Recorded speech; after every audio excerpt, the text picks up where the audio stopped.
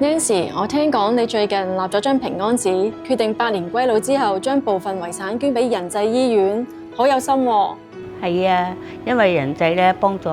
好多有需要嘅人，所以咧我都想自己盡少少力，等咁多人受惠。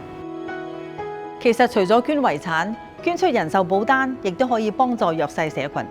手續非常之簡單方便。保險公司可以提供協助，有啲保險公司嘅手機應用程式更加容許投保人自行更改保單受益人，同埋直接設定受益人為仁濟醫院。如果有疑問，不妨直接向你嘅保險經紀查詢。無論係捐遺產，抑或捐人壽保單俾仁濟，所有善款都會用作支持仁濟醫院屬下100幾個單位嘅各項慈善服務發展。